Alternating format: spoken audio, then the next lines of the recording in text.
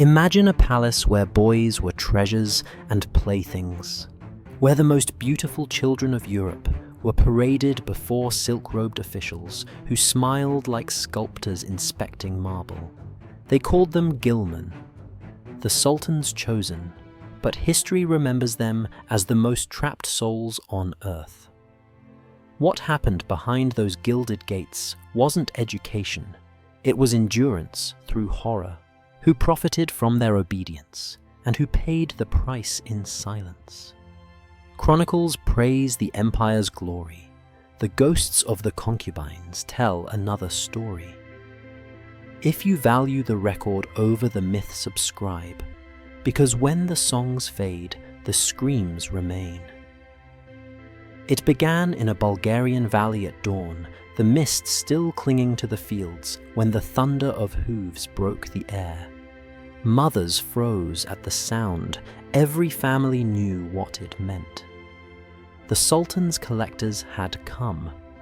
They carried scrolls sealed in crimson wax lists of names written in a language no villager could read. Their orders were simple. One boy from every Christian home fit enough to please the palace. 12-year-old Nicola was chosen before breakfast was finished. His mother clung to his arm until the butt of a musket struck her shoulder. His father said nothing. Defiance was suicide. Silence the only dignity left. The officer promised glory education language service to the Sultan himself. "Your son will live among marble and music," he said. None mentioned the other lessons waiting behind those marble walls. The carts creaked eastward for days, before the landscape flattened into nothing but hunger. The boys, dozens of them, sat shoulder to shoulder, wrists bound, eyes wide, with the shock that had not yet faded into understanding. The soldiers didn't speak much. They didn't need to. The sound of their whips made the rules clear enough. Nicola counted time by the sun. Morning brought rations, a crust of bread that tasted of ash, a sip of water from a shared jug. By noon, the weaker boys began to stumble when forced to march beside the wagons. By evening, the line was shorter. No one asked where the missing ones had gone. In the empire's arithmetic, death was simply subtraction. One less mouth, one less problem. Each night, the guards made camp near the river or under skeletal trees. The boys huddled together for warmth, pretending the closeness could still mean comfort. Somewhere in the distance, wolves howled, but the soldiers laughed. The real predators, Nicola realized, were closer men in silk-trimmed coats who could decide with a gesture whether a child ate, slept, or died. When rain came, it didn't stop. It turned the roads to mud so thick the wagons sank, and the soldiers forced the children to pull them free. Barefoot, bleeding, half-starved, they dragged imperial property through the muck like oxen. A boy from Thessaly collapsed mid-pull. The officer stepped down and beat him with the metal butt of his spear until he stopped moving. No one dared look away. Fear was part of the training. By the second week, the scent of rot followed the column. 2 boys had died of fever. Their bodies were stripped of boots and belts, then left for crows. One guard, indifferent, muttered that Allah would sort the souls. Nicola wondered if his God could even hear him from this far east. There was no destination visible, only the promise of the capital Istanbul. The soldiers said, though the boys whispered the word like a curse. To them, it was not a city, but a mouth waiting to swallow them whole. At night, when the fires dimmed and the guards drank, some boys cried softly. Others lay awake, listening to the sounds of men's laughter, a sound that no longer meant joy. One guard sang an Ottoman march, its rhythm too proud, too alive for this caravan of ghosts. Another threw bones into the fire, the crackle masking the smallest of whimpers. Nicola began to learn the hierarchy without words. The older boys guarded the younger not out of kindness but calculation. Protecting the weak could earn them favor with the soldiers. The ones who resisted, who refused to move or spoke too loudly in their mother tongues were marked. A mark meant punishment later. The first lesson of empire was simple. Obey. Quickly. Forget. Faster. He met another boy, a Greek named Nikos, whose face still carried the sun of his coastal home. They whispered to each other in fragments of broken language, just enough to remember they were still human. On the third night, Nikos tried to run. He didn't make it far. The guards dragged him back and made the others watch. The beating was not a gorge. It was demonstration. Precision, rhythm, purpose. They broke him the way a master breaks a horse until the sound of defiance left his throat forever.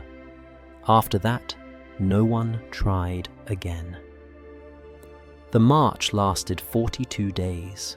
Hunger carved new faces into old ones. Boys who had once been farmers' sons now looked like prisoners of some invisible god. The empire had found the perfect filter. Only the most silent, the most durable, the most hollow survived. And those were exactly the qualities it required. When they finally reached the outskirts of Istanbul, the air smelled of salt and smoke. The city stretched before them like a jeweled mirage domes rising above the sea, minarets stabbing the sky. The boys expected awe. Instead, what filled them was dread. Beauty that vast could only be built on bones. The guards told them to wash in the river before entering the city. As Nicola knelt, the current carried away the mud and blood from his skin.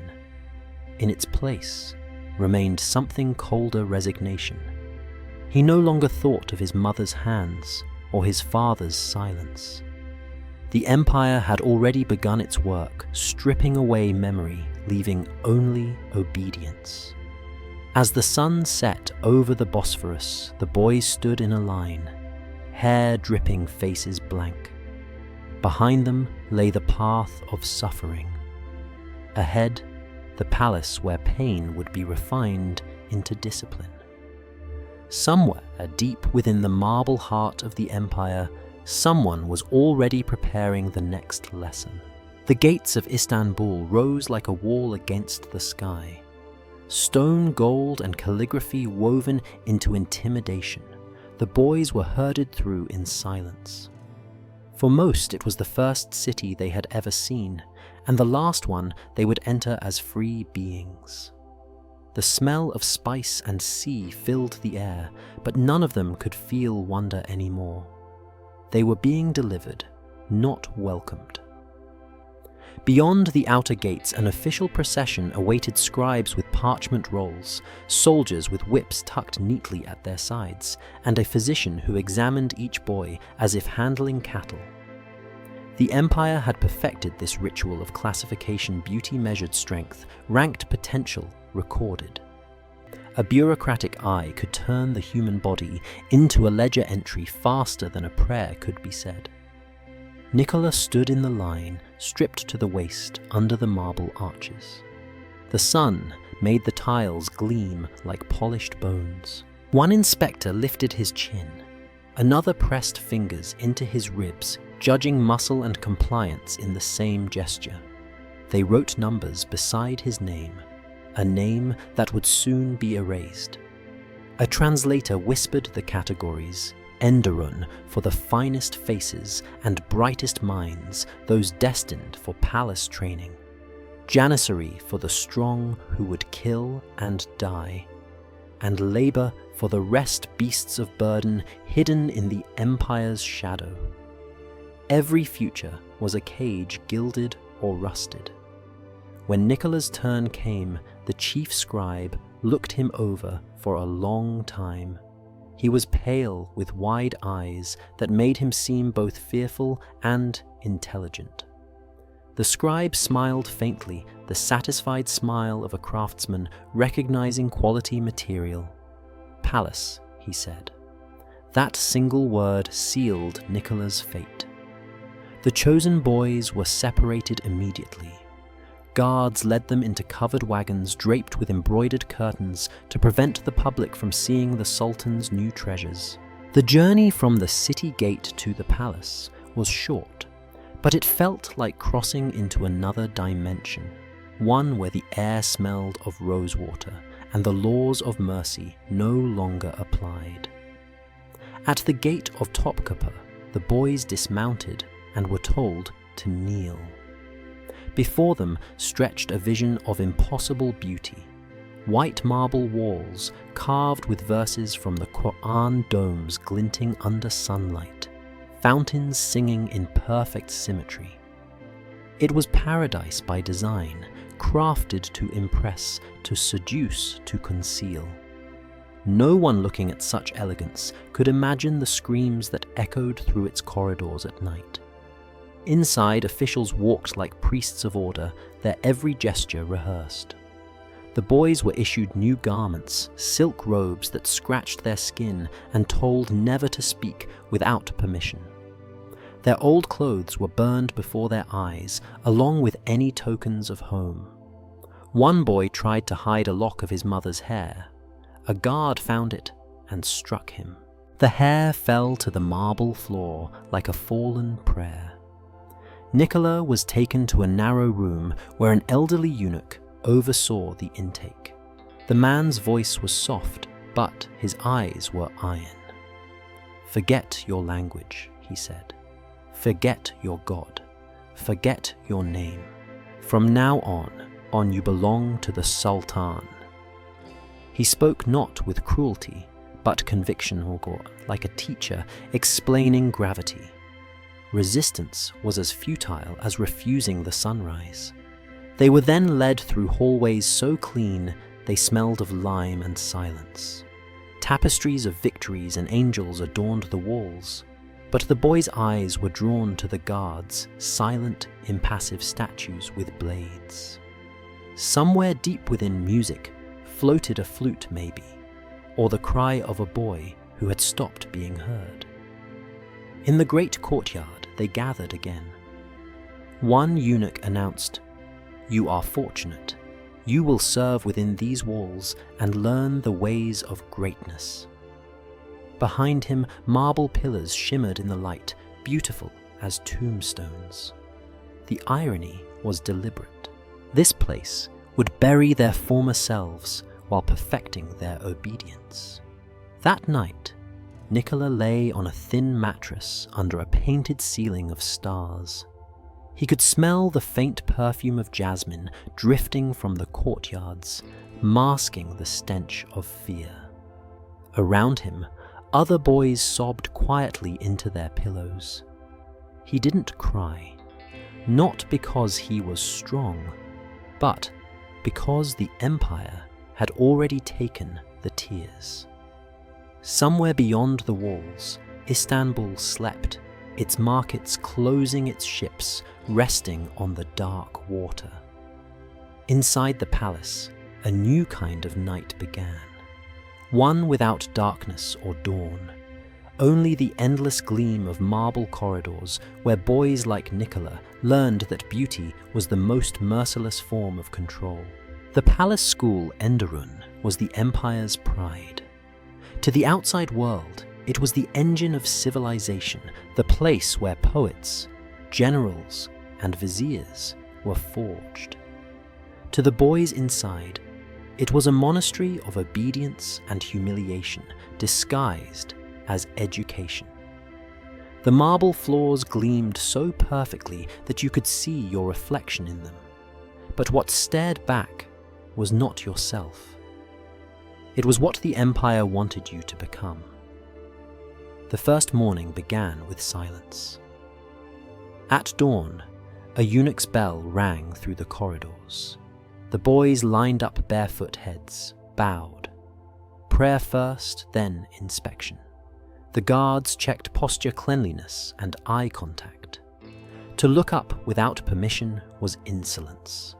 To speak before spoken to was rebellion. Even breathing too loudly could bring a slap. Every gesture, every word was measured.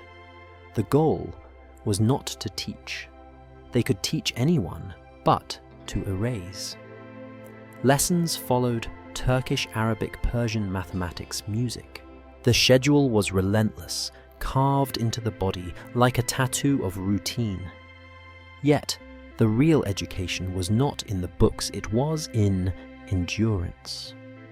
You learned how to hold hunger without showing weakness, how to be beaten without flinching, how to smile at your tormentor because survival required it. Nicola noticed how the teachers never shouted. Their power was quieter, like the weight of a blade resting on your shoulder, waiting to drop. The best students were praised not for brilliance, but for composure, for hiding emotion. The worst punishment was not pain, it was isolation. The boy who cried too much or prayed in the wrong language would vanish for days, returned silent and pale. No one asked what had happened. Asking was dangerous curiosity, and curiosity was punished as pride. Meals were rituals of hierarchy. The boys ate cross-legged in order of rank. The food was decent, but it tasted of fear. The youngest served the eldest cleaning bowls and pouring water with lowered eyes. When one boy spilled a drop on a superior's robe, the room froze. The eunuch's cane came down twice, once for the mistake, once for hesitating to beg forgiveness. The lesson was precise shame before hunger order, before mercy. At night, the dormitories were lined with narrow beds, each identical. The candlelight trembled against the gold leaf ceilings. The silence was absolute, too heavy for sleep. Nicola would stare at the ceiling's painted constellations, trying to remember the stars above his old village. But the geometry here was false.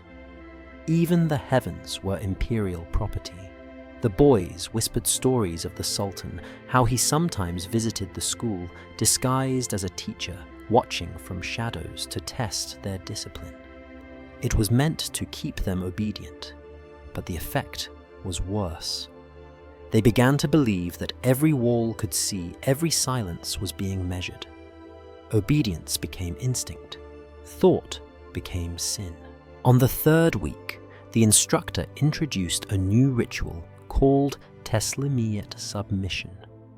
Each boy, one by one, had to kneel before the master and recite his vows.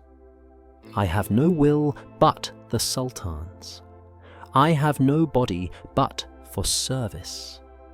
My name is the Empire's. They repeated it in unison until the words lost meaning, until they became rhythm. The ceremony ended with the eunuch marking each boy's wrist with ink, a temporary stain that symbolized ownership. Temporary, because obedience would have to be renewed every month. Sometimes foreign diplomats visited the palace. They saw rows of perfectly dressed students reading poetry and praised the civilizing power of Ottoman education. None saw the bruises hidden beneath the silk, or the tears swallowed behind forced smiles. Civilization, Nicola realized, was a mask carved from the bones of the broken. Yet, within the cruelty, there was a dark logic. The Empire's machine ran on loyalty that could not be bought, only engineered. The boys who graduated from Enderun would one day govern, negotiate, or kill, all with the same calm precision they had learned here. To train rulers, the Empire first trained slaves. By the end of the month, Nicola's mind had adapted. He no longer jumped at footsteps. He spoke the new language without thinking. He bowed automatically when a superior entered. The mirror no longer frightened him because he no longer saw himself, only the face of someone who could survive. But survival was not victory. It was metamorphosis, and each day chipped away a piece of what he had been. The palace was not simply a school, it was an alchemist's crucible. Flesh was turned into discipline. Emotion was turned into order. And through that transformation, the empire achieved its perfection. A generation of boys who had learned to mistake obedience for virtue. It began with silence. Not the quiet of peace, but the quiet of control, an engineered stillness that seeped into bone.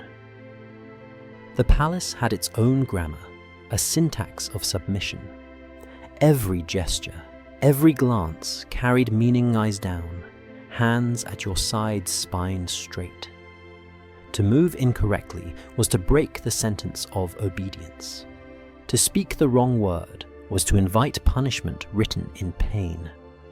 On the morning of the conversion ceremony, the boys were assembled in the Hall of Mirrors. The marble floor reflected the flicker of oil lamps, turning the room into a river of trembling light. At the far end stood a dais draped in crimson cloth, and above it the Sultan's emblem, half-moon sword and sun. The eunuchs moved among the boys, adjusting robes, ensuring silence.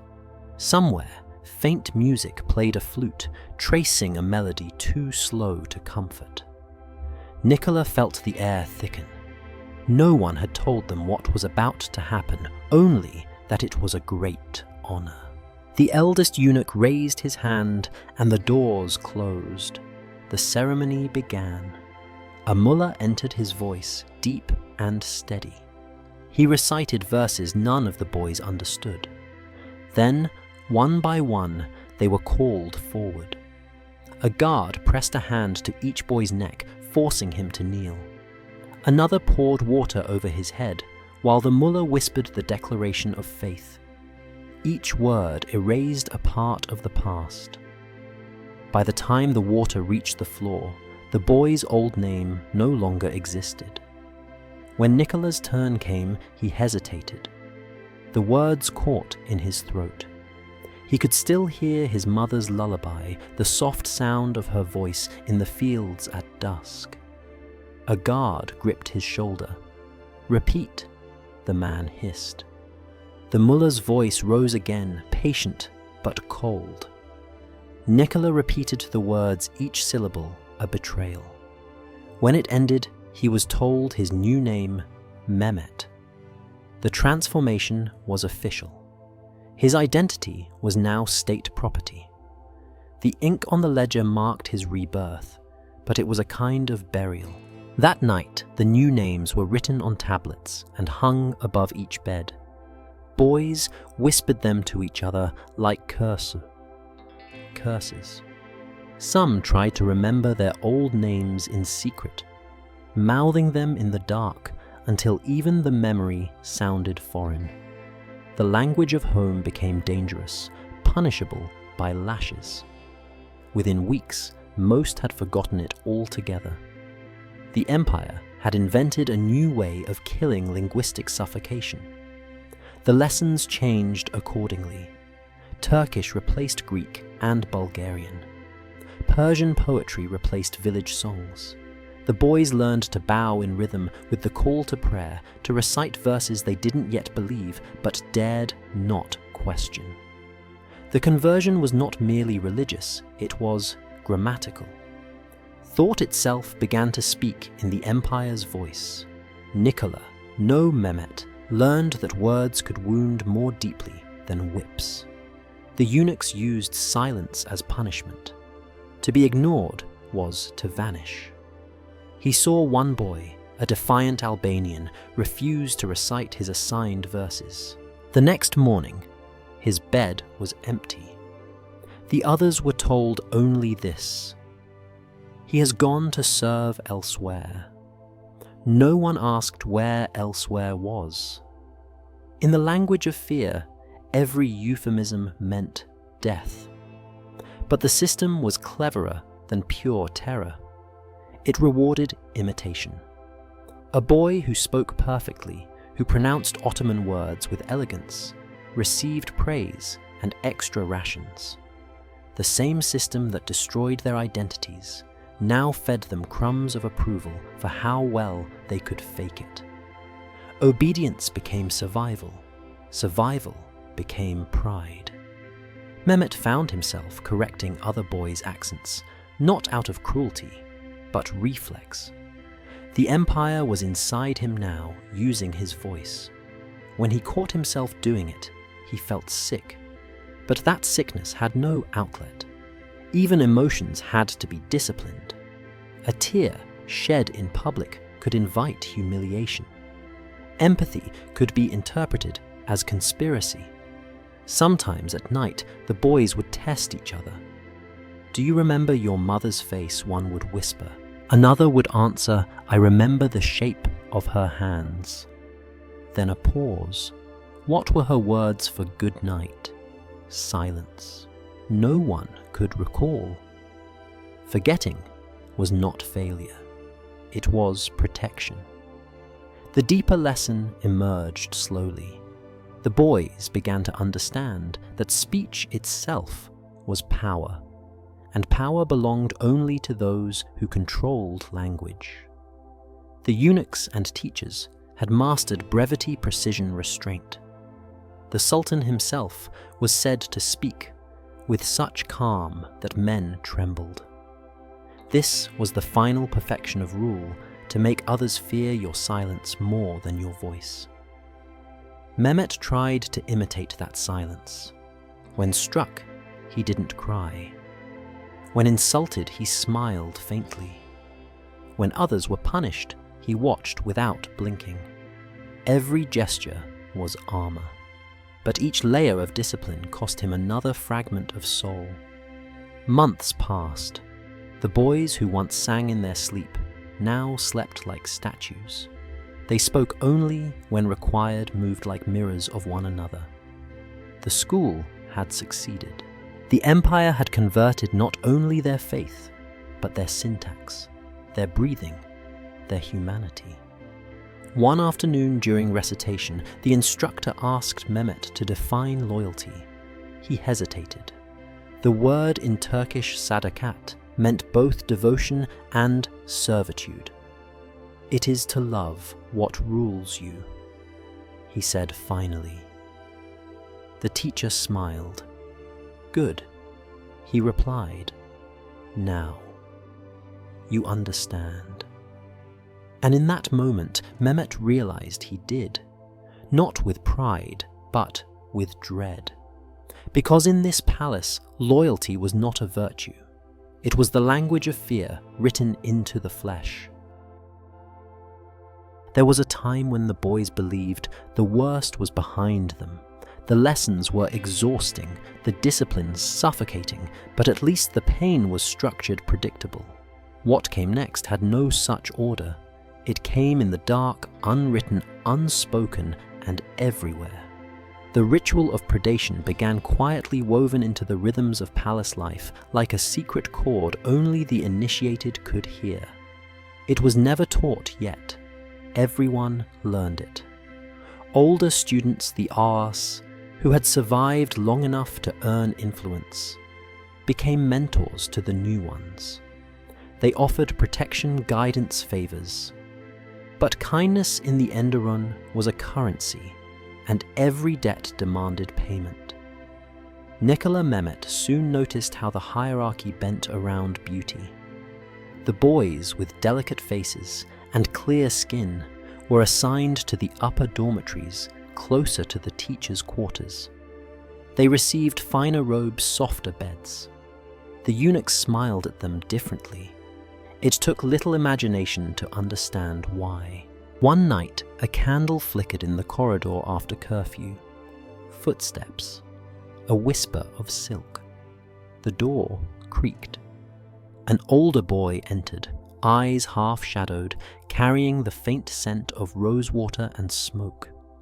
He smiled at Mehmet a gentle, practiced smile that hid the sharpened edge beneath. "You don't have to be afraid," he said softly. "I'll take care of you." Mehmet froze. He knew the script. Every boy did. The predator always began with mercy. To refuse meant isolation, punishment, perhaps worse. To comply meant losing something that could never be reclaimed. The palace left no good choices, only forms of surrender. The eunuchs knew. Some even facilitated it. They were the empire's gatekeepers of purity, and yet they traded silence for obedience. The palace's brilliance depended on this machinery of exploitation. Desire was not forbidden. It was regulated. It had become another instrument of power administered with bureaucratic precision.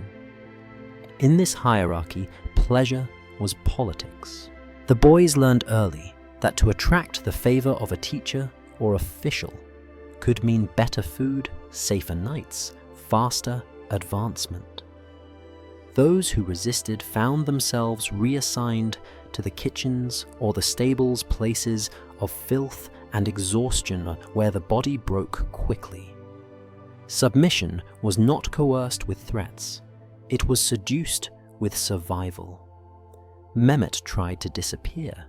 He studied late, worked harder, avoided eye contact. But invisibility was dangerous too. It made one a target of curiosity. Predators preferred resistance.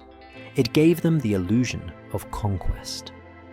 And so one night, when he was summoned to deliver messages to a teacher's chamber, he knew what was waiting before he even stepped inside. The room smelled of incense and musk. Curtains drawn, lamp burning low. The teacher spoke softly, asking about Mehmet's studies, his progress, his dedication. Then came the touch, a hand on the shoulder lingering too long. Mehmet stood still, neither accepting nor resisting because both were punishable. In that moment, he understood the true design of the palace, to turn the body itself into an extension of power, to make obedience indistinguishable from intimacy. The next morning he did not speak. He went to class, recited his lessons, bowed at the right moments.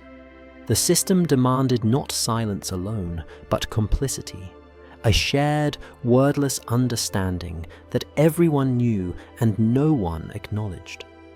The teachers, the eunuchs, even the guards, each played their part in maintaining the illusion of virtue. The palace was not a place of secrets. It was a place where truth had been ritualized into denial. The cruelty was not random, it was methodical.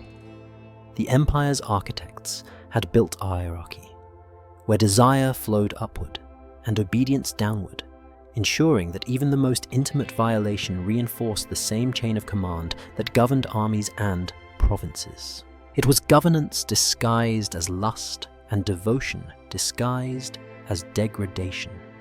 Sometimes in the courtyard at dawn, Mehmet would see boys laughing soft, careful laughter between those who shared the same scars. They had learned to trade pain for protection, to twist trauma into alliance.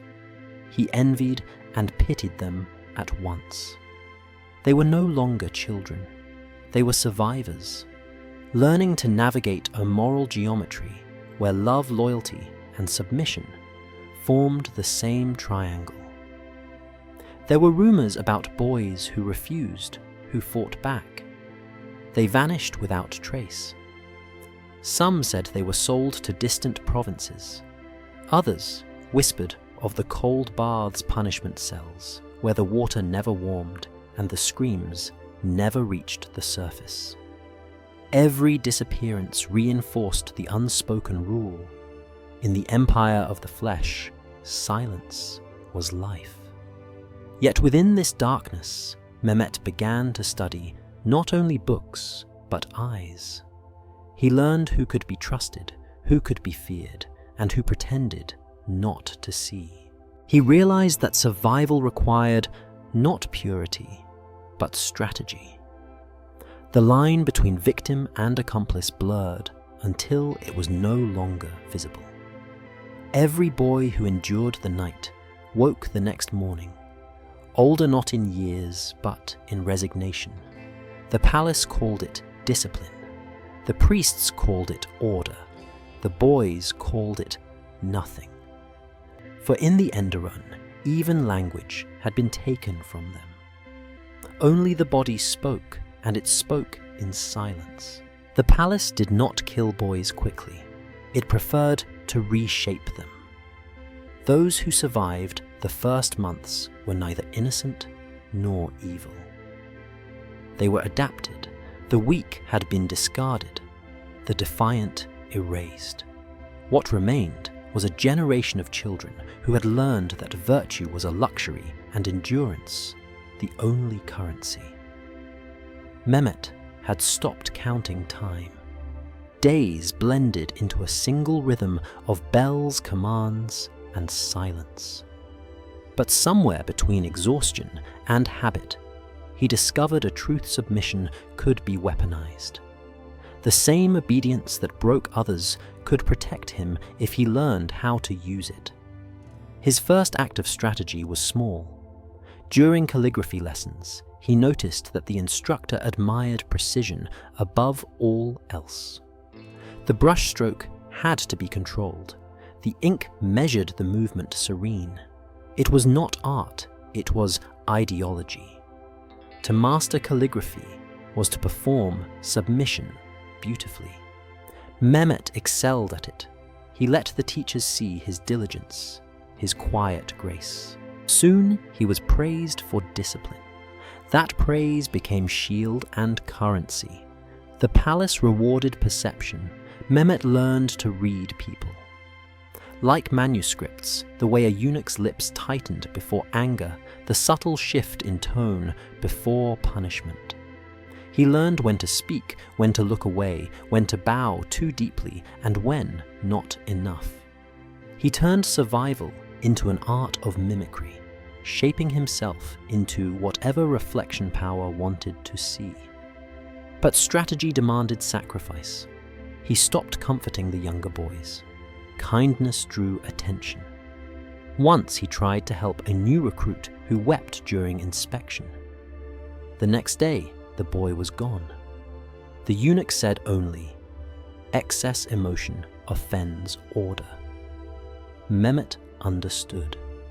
Compassion was dangerous because it reminded others of what they had lost. There were rewards for obedience, an extra piece of bread, a thicker blanket, a smile from a teacher that might mean protection. And yet, every gift came with its price. The palace taught the mathematics of survival. Every favor was a debt, every kindness an investment. Even friendship was conditional, a ledger written in glances and gestures. One night, he overheard two older students whispering near the courtyard. "He's clever," one said. "If he keeps quiet, he'll be valuable." That word, valuable, terrified him. To be valuable here meant to be used. He realized then that the empire did not want loyalty for its own sake. It wanted predictability. A loyal servant might rebel out of passion. A predictable one never would.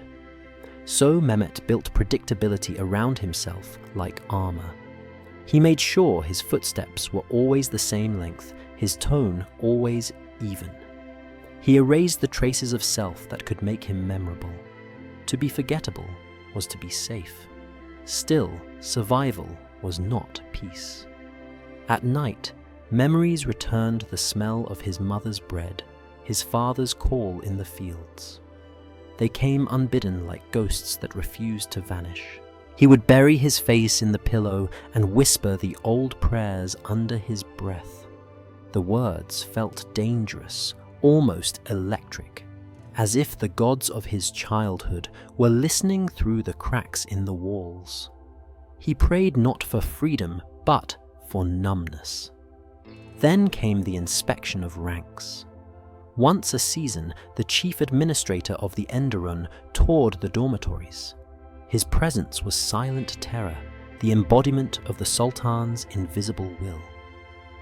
Boys stood in perfect lines, chins tucked, eyes down. He examined them one by one. When he reached Mehmet, he paused. "This one," he said to a eunuch. Steady gaze, controlled posture, promising. Then he walked on. The remark travelled faster than fire.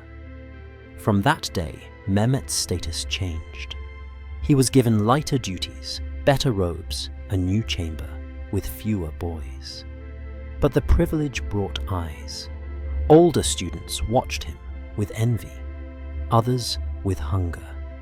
The teachers became kinder, yet their kindness felt like a knife hidden in silk. Mehmet realized that survival was not the same as safety. The higher one climbed, the more delicate the balance became.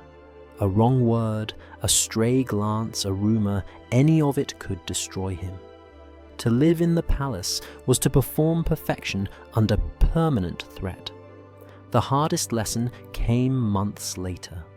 One of his few companions, a boy named Arda, was caught stealing dried figs from the kitchen. Mehmet had shared meals with him, even laughed once in secret. The punishment was swift public whipping before the entire dormitory. When Arda collapsed bleeding and silent, the eunuch turned to the others. He is not punished for hunger. He is punished for thinking he could choose. That night, Mehmet did not cry. He stared at the stone wall until dawn, repeating to himself, "Do not choose, endure." The empire's true genius was not its architecture or armies, it was its ability to make children discipline themselves. The fear no longer came from guards or whips, but from within. Mehmet caught himself correcting his own thoughts, suppressing impulses before anyone could notice. He had internalized the gaze of power. By the end of the year, he could walk through the palace like a shadow, silent, flawless, invisible. But inside that perfection grew something else: calculation. He no longer dreamed of escape. He dreamed of understanding. He wanted to know how power worked, why cruelty felt sacred, why everyone obeyed what they despised. In that curiosity lay the seed of his rebellion, not in defiance, but in comprehension.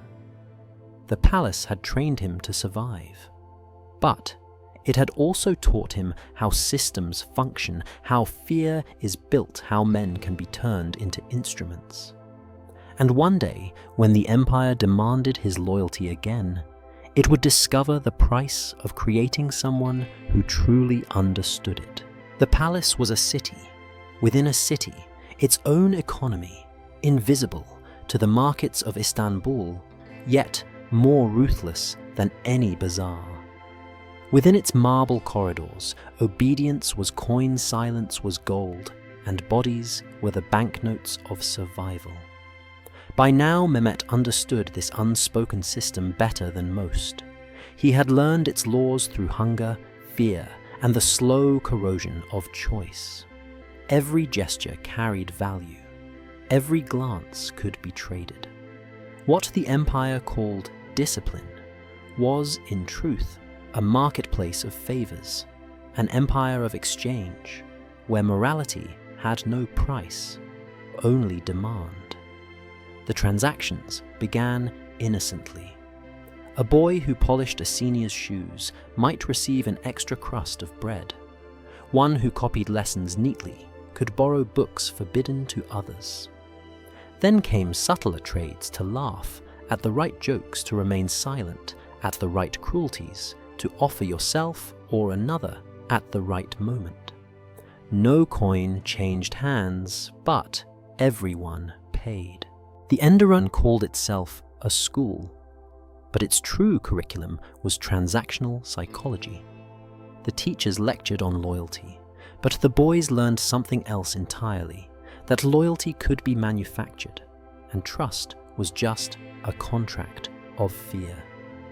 At meals, Mehmet observed the silent economy play out in gestures and glances. The best seats closest to warmth, far from the drafts, belonged to those favored by instructors. The order of serving was an index of rank. Even the portions were graded. He could trace the map of power on the surface of a shared bowl of lentil soup. To outsiders, it looked orderly civilized. To the boys, it was a daily auction of dignity. The eunuchs were the brokers of this world. They could make or unmake a career with a word, a gesture, a rumor. Their favor could protect a boy or ruin him. Mehmet learned to study their moods the way merchants study wind direction. A single smile could mean salvation. A silence could mean exile. He began to accumulate small advantages, tokens, gestures, promises. He knew when to volunteer, when to feign exhaustion, when to offer sympathy to the right superior. It wasn't cunning, it was arithmetic.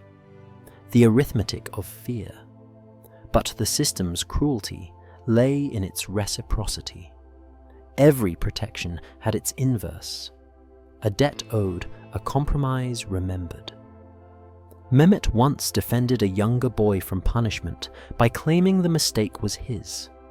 The eunuch spared the child, but summoned Mehmet after dark. The debt was paid in the currency the palace always preferred, humiliation disguised as privilege.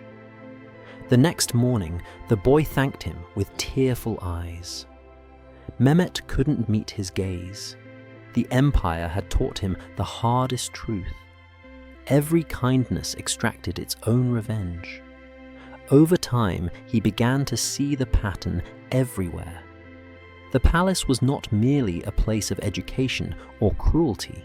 It was a mirror of the empire itself, its hierarchy, its secrecy, its ritualized inequality, all reflected the same principle: control through dependency. The Sultan ruled not because men loved him, but because each man owed something to someone above. The palace was the prototype of that logic perfected in miniature. And so, Mehmet became both player and pawn.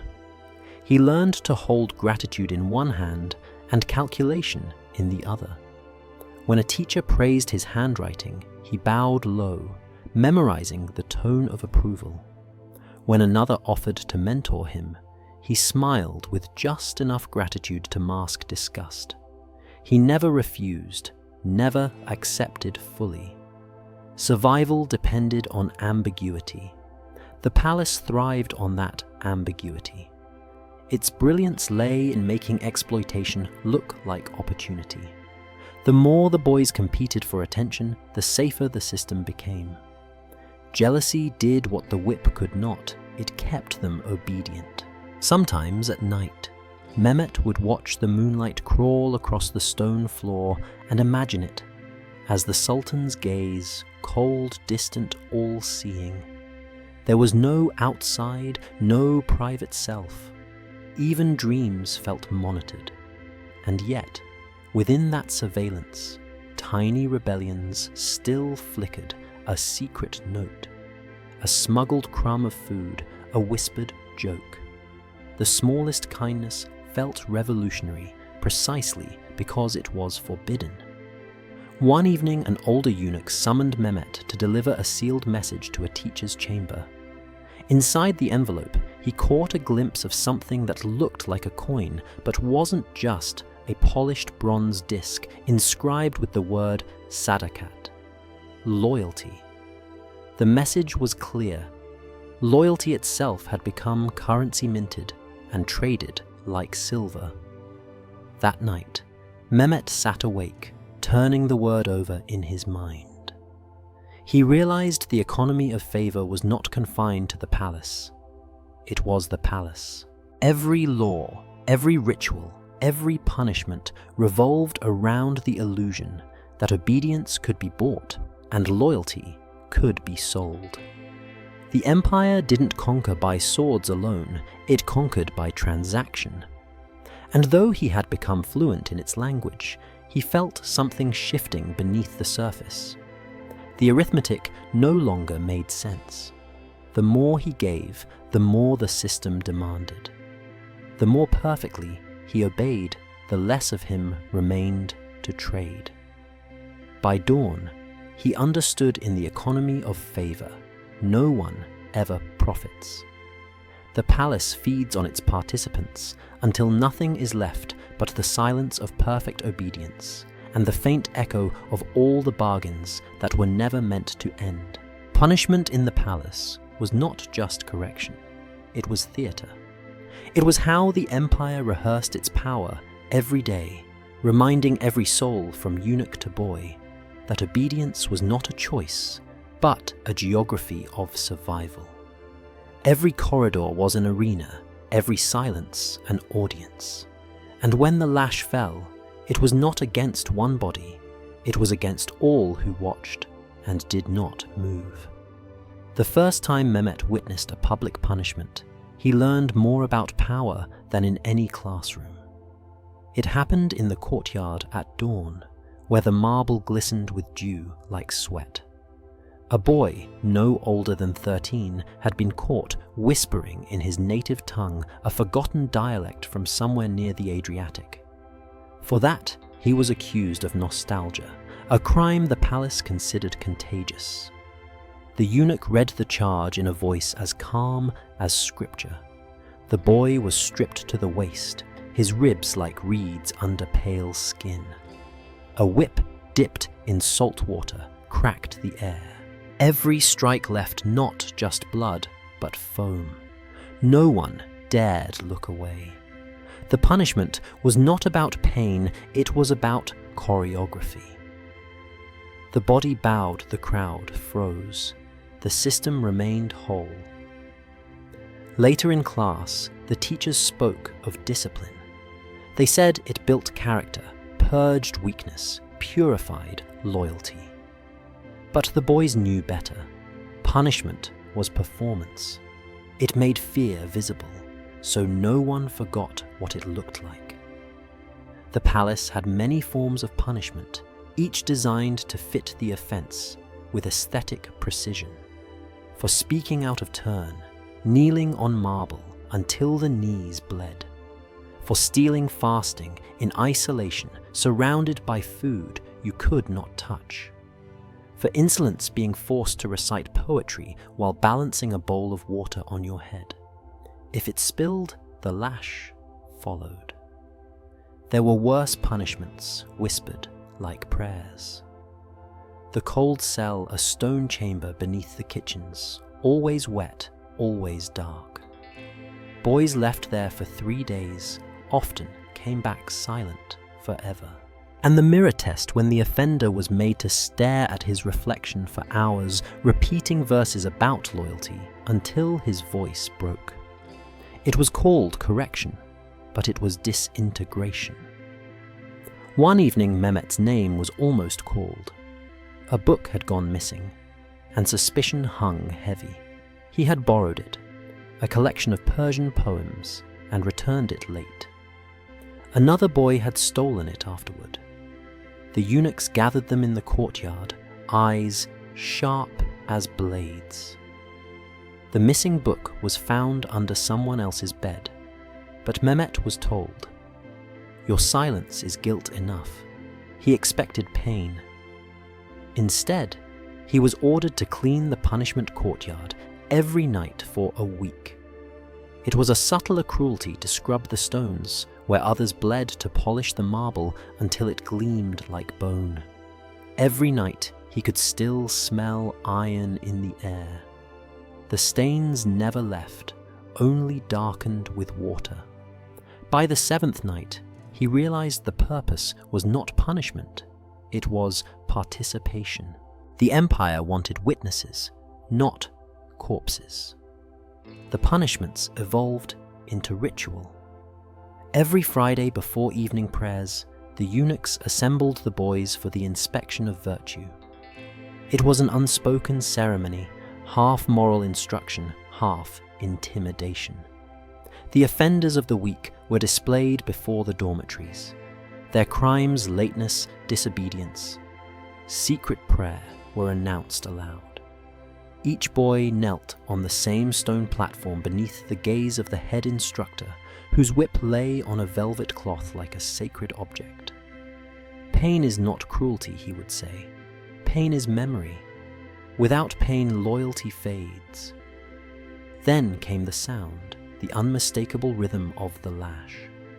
The crowd did not flinch. They synchronized their breathing with each strike.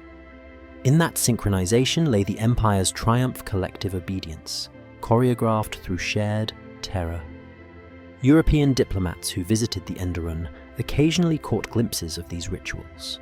In his 17th century account, the French envoy de Brève wrote of disciplinary rites most severe and most silent, where tears were forbidden, and scars considered medals of devotion. The Ottomans called it pedagogy. He called it worship. Mehmet began to notice that punishment had become language. Every bruise was a word, every scar a sentence. The boys communicated in them across glances, gestures, the way one's back stiffened when sitting down. It was their secret lexicon of endurance. But the worst punishment was not physical. It was removal from history. When a boy broke too completely, refused to speak to eat, to rise, his name was erased from the rolls. His bed was stripped. His belongings redistributed, his memory forbidden. He was never here, the eunuchs would say, and everyone nodded. The next morning the dormitory looked the same except for a hollow space that silence filled perfectly.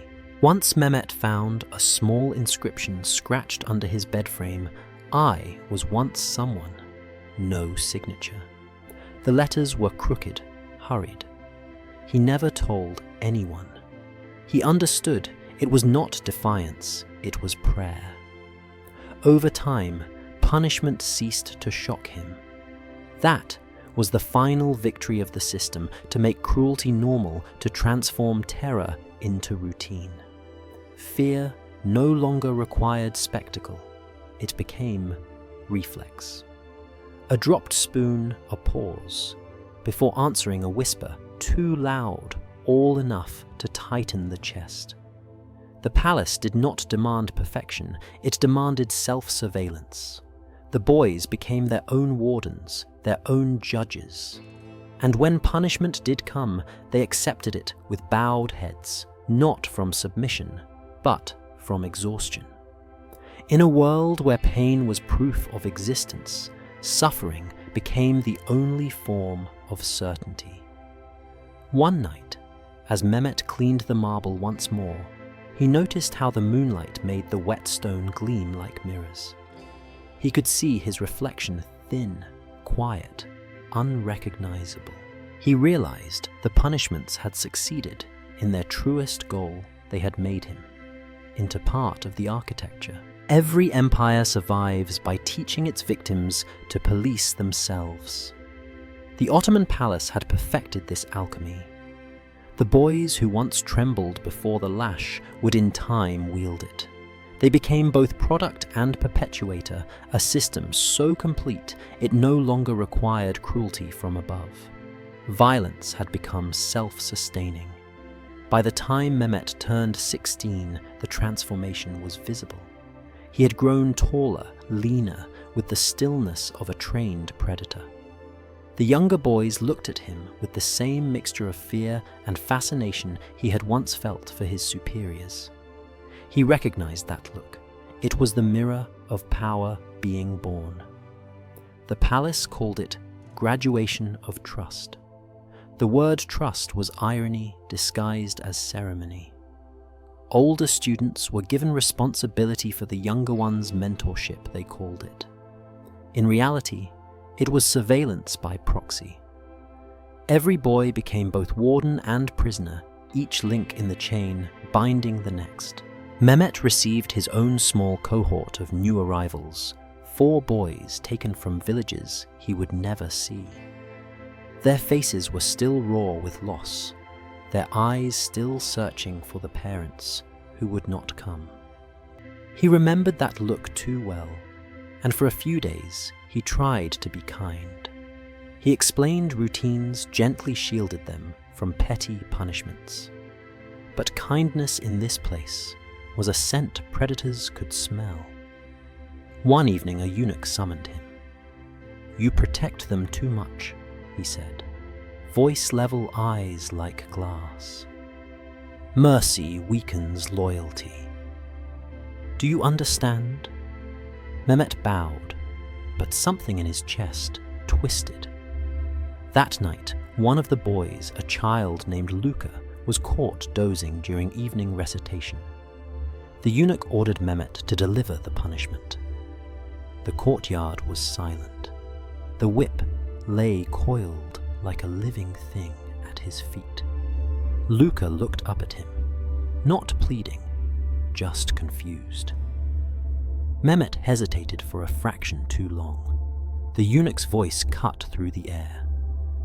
"Strike him, or I will strike you both." He struck. Once, twice, then again.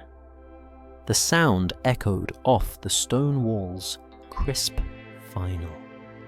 The boy fell, his small hands covering his face. When it was over, Mehmet felt his stomach twist, not from guilt, but from the terrible realization that he had survived by obeying. That was how the system renewed itself. Every act of cruelty became a lesson in power. Every humiliation taught the logic of hierarchy. The victim, to escape the role of prey, had to become predator.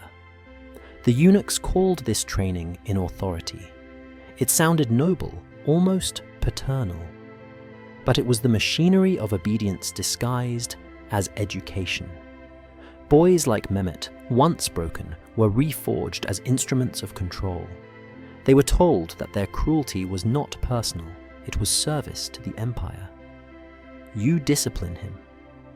One instructor told Mehmet, "Not because you hate him, but because you love order." And order was the empire's truest god. Soon, Mehmet's reputation spread. He was efficient, composed, and most importantly, incorruptible. He neither flattered nor rebelled.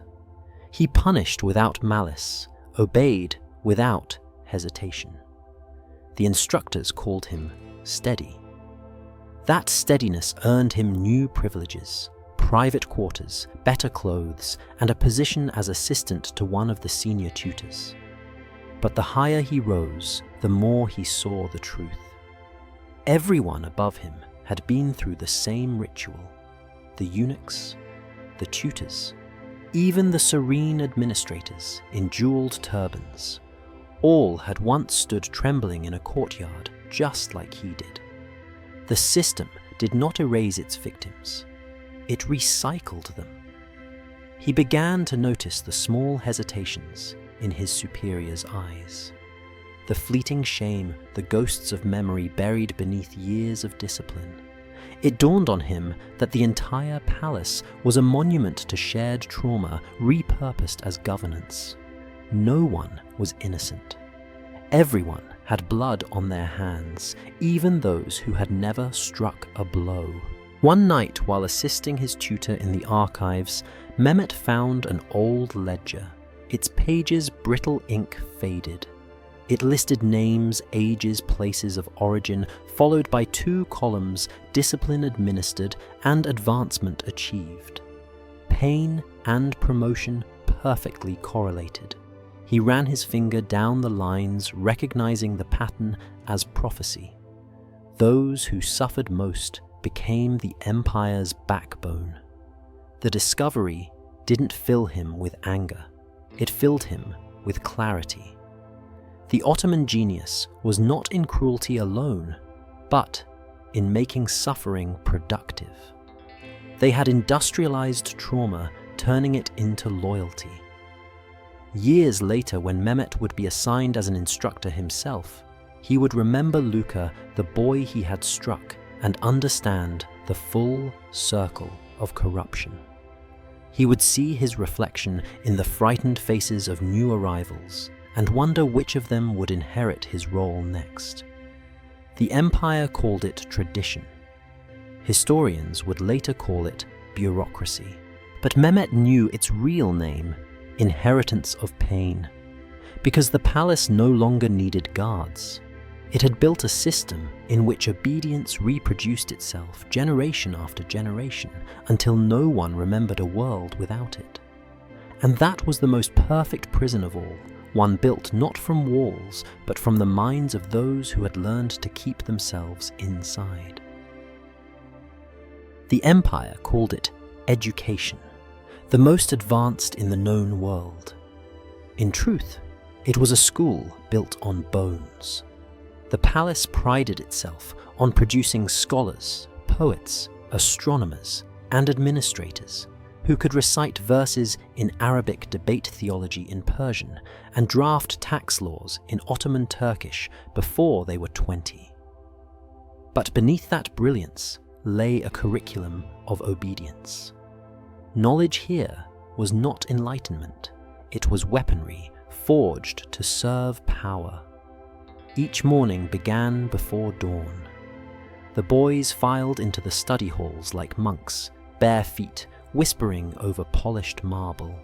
Tutors dictated from memory, their voices echoing through vaulted ceilings, painted with verses from the Quran. The lessons seemed divine logic, geometry, philosophy, astronomy. But the order of learning reflected the order of the empire. Each boy was trained to measure the world, not to question it. Mehmet loved numbers. The clean certainty of them soothed the chaos in his mind. Arithmetic was predictable, cruelty was not. He could spend hours tracing equations on parchment, watching the ink dry into patterns that made sense, unlike the rules of men. But even mathematics in the palace carried moral weight. The tutors taught that geometry reflected divine order, straight lines for obedience, perfect circles for unity under the Sultan. To draw a line that strayed was to sin in miniature. In literature class, they memorized poems of submission disguised as love. The lover's heart is a slave to the beloved one, teacher recited. So too is the servant to his ruler. Every verse became indoctrination. The beauty of the words blurred into ideology until even desire sounded like duty. Science too had its boundaries. The boys studied the stars not to understand the cosmos, but to calculate the Sultan's calendar. They learned medicine not to heal, but to serve the body politic. The Sultan's body as metaphor for the empire. Knowledge was compartmentalized, purified of rebellion. The mind was trained to calculate without ever asking why. Yet, despite its corruption, the education itself was astonishingly rich. Mehmet learned to read Greek and Latin from translated manuscripts seized from Constantinople's libraries. He studied the works of Aristotle and Galen, but only through the lens of Ottoman orthodoxy. We improve upon the ancients, the instructors said, because we obey where they questioned. Every boy was a contradiction, intellectually awakened, morally caged. The palace's genius lay in convincing them that the two were compatible. The more knowledge they acquired, the more precisely they could articulate their own confinement. Among the older tutors was a man named Sinan Bey, a scholar from Aleppo, with gentle eyes and a voice like parchment rustling. He saw something in Mehmet, a hunger that was not ambition. One evening after the others had gone, Sinan Bey handed him a worn book bound in dark leather. "Keep this," he whispered, "but don't read it here." Inside was a Greek text, the Republic of Plato. It was forbidden for students. Why, Mehmet asked. The tutor smiled faintly. Because it asks who should rule and whether they should rule at all. That night, Mehmet read by candlelight, heart pounding. The idea that rulers might not be divine, that justice could be questioned, felt heretical, exhilarating, dangerous. For the first time, he saw a crack in the architecture of certainty. He hid the book beneath the floorboards, reading only a few pages each night, savoring the forbidden thought that obedience was not the natural order, but a choice imposed upon him. But knowledge here was double-edged. It granted clarity, and with clarity came despair. The more Mehmet understood of history, philosophy and governance, the more he saw the empire's brilliance as theft, the stolen labor of those who would never read the books they copied, never benefit from the systems they built. The instructors often praised the palace's alumni viziers who ran provinces, scholars who advised the sultan generals who led campaigns. Their portraits hung in the hallways, painted in solemn dignity. Yet, Mehmet could not unsee the truth. Every one of those men had once stood, trembling in the same courtyard, beaten, broken, and remade. Their greatness was proof not of the system's wisdom, but of its efficiency in repurposing pain. Still, the palace's propaganda was seductive. Look how far you have come. One eunuch told Mehmet, showing him his reflection in a polished brass mirror. You were a village boy. Now you can speak 3 languages and command men with a glance. This is your reward. Mehmet stared at his reflection, a face smooth and unreadable eyes that no longer looked for mercy. He nodded. But inside, something old and wordless grieved. For all its brutality, the Enderun produced brilliance that dazzled the world. Western visitors marveled at the educated grace of Ottoman officials, unaware that every polished phrase had been carved from fear. The empire's bureaucratic perfection rested on the minds it had disciplined and the souls it had broken. Years later, historians would praise the Enderun as a marvel of pre-modern pedagogy. They would admire its emphasis on multilingualism, physical training, and statecraft. Few would mention the blood beneath the ink, the price of that refinement paid by thousands of children turned into instruments of empire. Education and exploitation had become inseparable twins. To learn was to submit. To excel was to betray the child you once were. The palace had turned the pursuit of knowledge into a form of bondage, so elegant that its victims mistook it for enlightenment. And Mehmet, brilliant and haunted, now understood what no textbook could teach, that intelligence without freedom is only a more efficient kind of servitude. When the palace finally opened its gates to him, Mehmet expected freedom. Instead, he found another prison, larger, quieter, invisible. The city outside glittering beneath. The call to prayer smelled of roasted chestnuts and sea wind. But to him, it felt unreal, like stepping into a painted scene after years trapped inside the frame. He was 21 now, an imperial functionary assigned to the Chancery of Anatolia. The title was respectable, the salary generous. The letters he drafted would bear the Sultan's seal shaping laws and destinies across provinces he would never see. Yet when he signed his new name, Mehmet ibn Abdullah, his hand trembled slightly. It was not his name.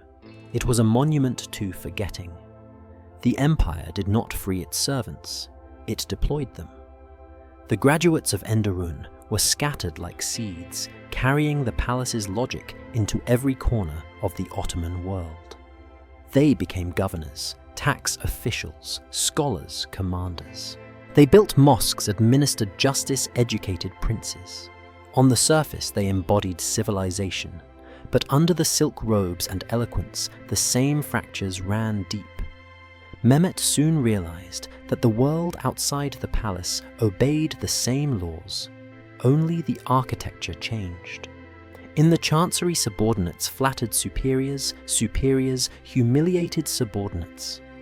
The same silence ruled: never question, never remember. He recognized in his colleagues the same haunted precision, the same careful politeness of men who had learned that mercy could be fatal. He tried to live as he was taught. He worked tirelessly, memorized decrees, corrected others' grammar with soft authority. His reports were immaculate, his loyalty impeccable. The vizier commended his discipline and clarity.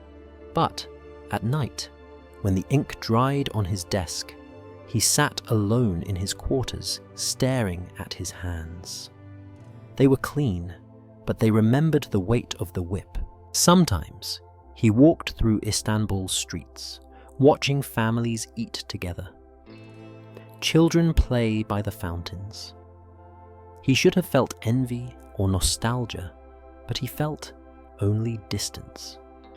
These people lived in color. His life was grayscale, structured, odorless. When a mother scolded her child gently, he turned away. The sound was too alien. It resembled care, a language he no longer spoke. One evening he visited the harbor to watch the ships depart. A Greek merchant nearby struck up conversation, curious about his fluent Greek. "You speak like one of us," the man said. Mehmet smiled faintly. "Perhaps I was once." The merchant laughed, assuming it was a joke. It wasn't. The further he advanced in service, the clearer the pattern became. His superiors, educated, graceful, articulate, were all like him, polished survivors of the same silent machinery. When they met, their eyes carried the same faint recognition, as if they shared a secret that could never be spoken aloud. The palace had turned them into a fraternity of ghosts haunting the empire they sustained. Letters from his peers arrived, sometimes boys from his dormitory, now scattered across the empire. One wrote from Damascus, "We are the empire's veins, Mehmet. We carry its order, its fear, its poison." Another from Cairo, "I still dream of that courtyard. The sound never leaves." And always at the bottom, the same closing phrase taught in Enderun etiquette: "Obedience is the highest wisdom." He tried to believe it. But when news arrived that Luca, the boy he had once struck, had died in a border skirmish as a junior officer, something inside him cracked.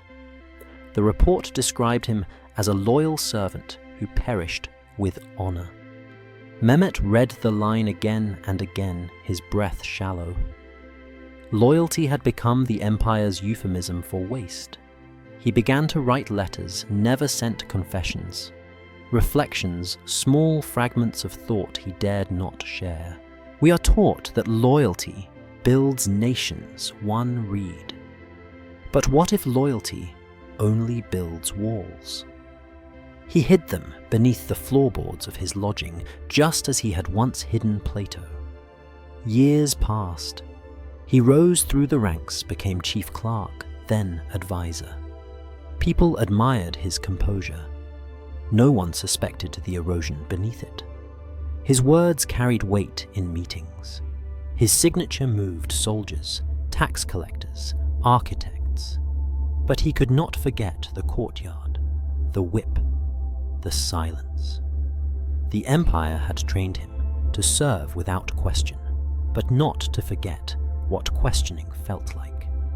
He learned to see the system everywhere in the tax levies, that starved peasants in the trials, that punished dissent in the bureaucracy, that disguised cruelty as efficiency. It was the same palace logic exported and expanded. The machinery of control did not end at the palace gates. It had simply changed uniforms. One night, walking through the Grand Bazaar, Mehmet stopped before a mirror in a shop window. The reflection showed a man of dignity and poise. But behind the glass in his eyes flickered the boy who had once whispered prayers in a cold dormitory. That boy was still waiting for forgiveness that history would never give. The empire had not freed him. It had replicated itself inside him. And now, wherever he went, he carried the palace with him, not its splendor, but its silence. Empires do not die with explosions. They decay in silence, slowly, elegantly, like silk unraveling thread by thread. By the 17th century, the great Ottoman mechanism that had once turned boys into instruments of power began to falter. The gears still turned, but without conviction. The rituals persisted, but their meanings dissolved like dust in water. The Enderun Palace School, once the empire's beating heart, became a shadow of itself. Fewer boys arrived from the Balkans or Anatolia. Villages resisted bribes, were paid wars, consumed resources once spent on human tribute. The corridors where voices once recited lessons in Greek and Persian now echoed with emptiness. Tutors repeated words they no longer believed in. The ideals of discipline and loyalty, once sacred, had become theatre performed for its own ghost. Mehmet, now older, now weary, watched this decline with the strange sadness of a man who had lived long enough to see the machinery that shaped him corrode. He had become a senior advisor to the vizier, a man of rank and ceremony. But when he walked through the old palace on rare official visits, he saw cracks in the marble tapestries fading, and eunuchs whose eyes carried boredom instead of terror. The students still marched still, recited still, bowed. But something vital had gone out of them. They mimicked obedience without understanding its weight. The lash still existed, but no longer inspired fear. It was a relic, not a sentence. Foreign influence seeped through every gate. European ambassadors dressed in powdered wigs and silk coats now attended imperial receptions. They spoke of science, reform, reason. They praised their own enlightenment while secretly marveling at the Ottoman court's splendor. The palace officials in turn copied their manners and imported their clocks and telescopes as if machinery could replace faith. But beneath these polite exchanges, the empire's old psychology was rotting. The code of fear that had once kept millions in order began to fray. Peasants rebelled, janissaries, mutinied clerics whispered against corruption. And within the marble walls of Topkapi, the boys who once grew into perfect servants now questioned not openly but in silence that no longer obeyed. Mehmet sometimes visited the old instructor's wing where he had once studied under Sinan Bey. The room was smaller than he remembered. Dust thickened on the ledges. The air smelled of abandonment. One parchment still bore his handwriting, an old geometry lesson. He traced the faint line of ink, remembering the lesson. The shortest path between 2 points is obedience. How absolute it had seemed then. How absurd it sounded now. He met the new head tutor, a nervous man from Edirne, who spoke proudly of modernizing the curriculum. "We teach geography now," he said. "French too. And architecture." Mehmet nodded politely.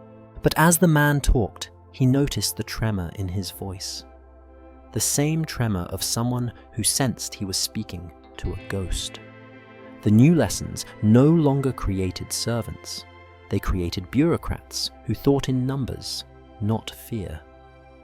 The empire was rationalizing its cruelty, translating devotion into policy. But the soul of obedience cannot survive rationality, it requires faith. When faith dies, control must be bought. And no empire can afford to purchase loyalty forever. In the archives, Mehmet discovered an internal report sent to the vizier Enderun. Graduates no longer display the same discipline. Many seek private wealth, Western luxuries, personal advancement. Loyalty is declining. The words made him smile bitterly. They called it decline, but it was simply humanity reasserting itself. The children of the machine were rediscovering desire. Outside, the world was changing faster than any palace could adapt. Cannons, printing presses, trade routes, all rewriting the balance of power. The Ottoman machine had built itself on flesh and silence, but the modern world was built on steel and speech. No amount of ritual could compete with the velocity of change. In his final years, Mehmet returned often to the palace gardens where cypresses still swayed above the domes. He would sit beneath them in the evenings, listening to the call of distant ships. The sea had always been there, constant, indifferent. Empires rose and fell, but the waves kept washing the same shore. Sometimes he saw young cadets walking the same paths he had walked as a boy. They looked well-fed, confident, distracted by modern ideas. He wondered if they knew what these gardens had once been. The cradle and the crucible of broken children turned into statesmen. The machine was dying, yes. But it was not repentance that killed it. It was forgetfulness. The empire would survive a little longer, polished on the outside, hollow within. Future historians would call it reform. Mehmet knew the truth. It was entropy disguised as progress. When he died, his papers, letters unsent, confessions, forbidden reflections, were quietly confiscated. The bureaucracy he had served ensured his silence even in death. But somewhere deep in the archives, his notes remained a record of one man who saw the machine from within and lived long enough to watch it rust. The palace, once a furnace of obedience, was cooling into memory. And though its marble walls would stand for centuries, their echoes would grow faint, like the dying hum of a great engine that had finally exhausted its fuel human souls. Centuries later, the palace still stands. The marble floors, once polished by the bare feet of terrified boys, gleam beneath the soft light of afternoon. The air smells of sea salt and rosewater, faint, almost holy. Tourists drift through its courtyards, whispering admiration for its beauty.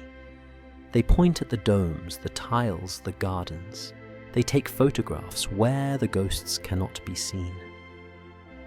Topkapi has become a museum now, a monument to imperial splendor, but it is also a mausoleum, an unacknowledged graveyard.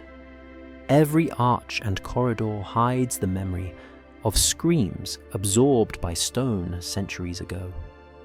Guides recite memorized scripts.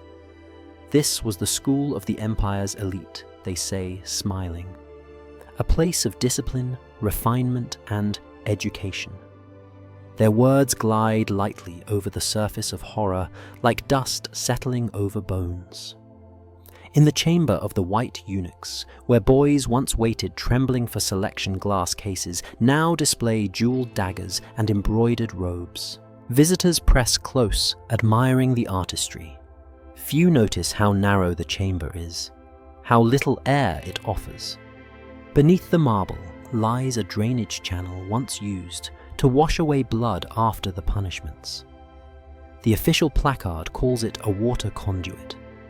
The silence of interpretation is its own form of mercy. The dormitory of pages, once a place of sleepless whispers and muffled sobs, now hosts an exhibit on Ottoman calligraphy. Under soft museum lighting, a quill rests beside an inkwell. The plaque reads, "Tools of Learning."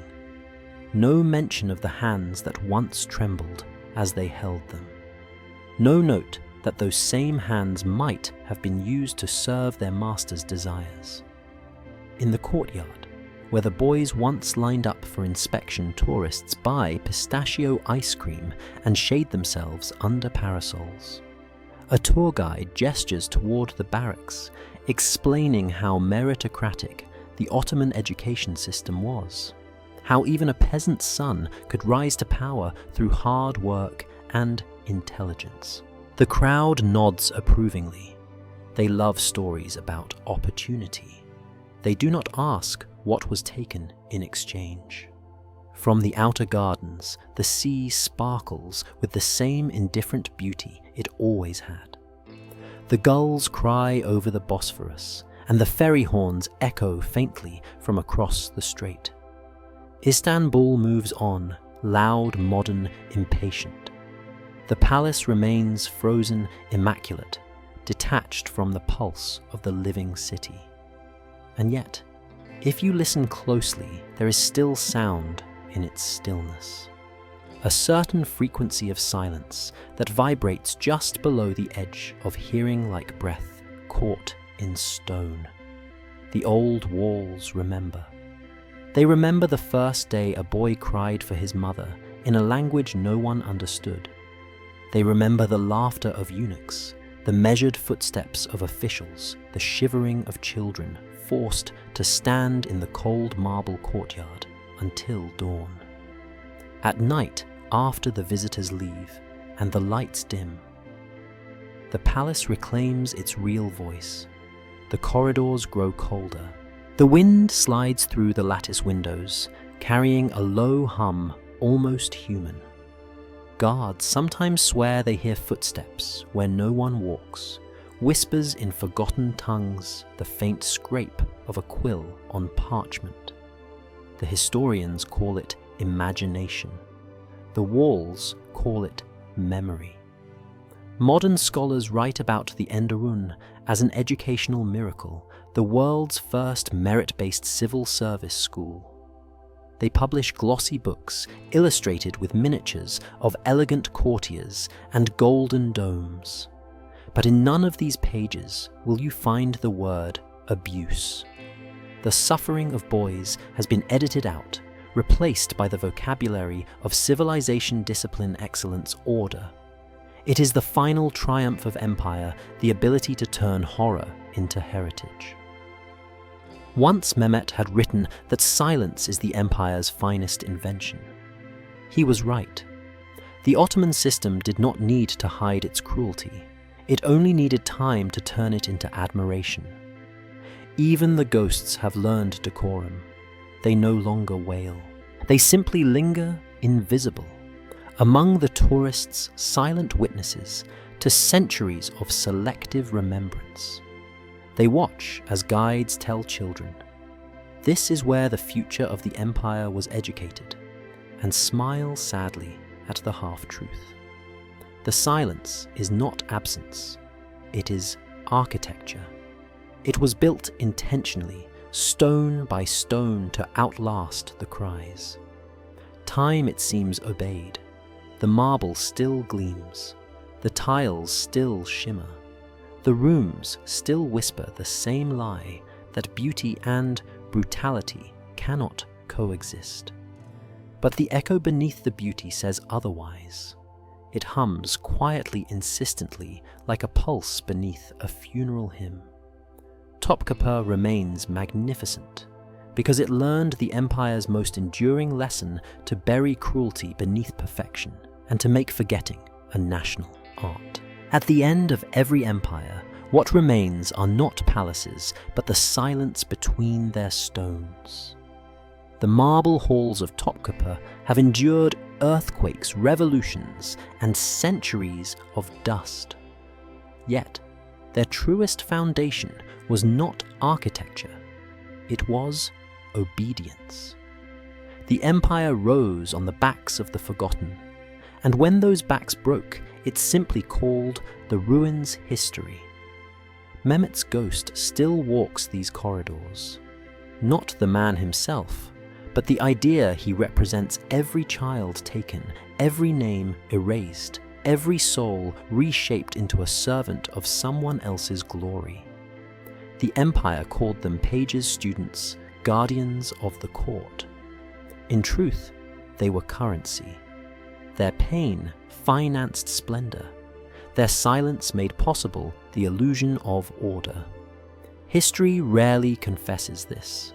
It prefers marble to marrow ceremony to cruelty. We celebrate the domes, not the darkness beneath them. Yet the equation is clear: for every inch of imperial perfection, a life was consumed. For every law written, a voice was silenced. For every masterpiece created, a child was broken. The price of glory has always been the same. It is simply paid in different currencies. In Babylon, it was blood. In Rome, it was slaves. In Istanbul, it was children trained to smile through pain. Civilization, for all its radiance, has never been funded by virtue. It is funded by endurance, the endurance of those forced to carry it. And yet, there is a paradox here. Even in the depths of their subjugation, those boys preserved fragments of humanity that the system could not extinguish. In the margins of ledgers, they drew flowers. In their prayers, whispered in forbidden tongues, they remembered mothers' voices. In the music they played for their masters, they smuggled tenderness disguised as obedience. Their defiance was subtle, invisible, but it was there. When the empire finally collapsed, the scholars who inherited its archives celebrated the grandeur and efficiency of its institutions. They praised its meritocracy, its bureaucracy, its vision of order. Few paused to ask order: for whom glory? For whose comfort? Progress at what cost? The same pattern echoes across civilizations.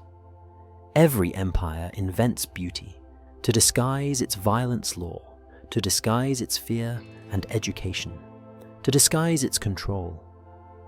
And always there are those beneath the marble, unnamed, unseen, who make it all possible. Today, the tourists who walk through Topkapi's gates do not see the scars. They marvel at the tiles, the gardens, the view of the Bosphorus. They leave with photographs, souvenirs, and perhaps a vague sense of awe. But somewhere beneath their feet, in the foundation stones of that great palace sleep, the ghosts of boys who were never allowed to become men. Their stories do not end in rebellion or victory. They end in continuation because the system that consumed them has never truly died. It only changed costume. Every institution that demands silence for stability, every hierarchy that rewards obedience over truth, every structure that polishes cruelty into culture, these are its descendants. When we admire the splendor of empires, we inherit their blindness. But when we remember the victims, the forgotten concubines, the erased boys, the silenced servants, we begin to reclaim what history tried to bury. The truth that civilization's brilliance is inseparable from its brutality. If Mehmet could speak now, he would not ask for revenge. He would ask for recognition, for his story and those like his to be told not as footnotes, but as foundations. The palace stands because they stood. The empire shined because they were broken. And if we listen carefully, the stones still speak, not in words, but in weight. The silence between them is not empty. It is dense with memory. It asks one question over and over across centuries. Who paid for the glory we celebrate? The answer lies not in the domes above, but in the graves below. The empire's true monument is not its architecture, but its silence, perfectly preserved, polished into beauty, so that no one will notice what it hides. The bones beneath Topkapi do not accuse. They simply wait for someone, anyone, to remember that beneath the grandeur of history, there was always a child crying in the dark whose tears bought civilization's light.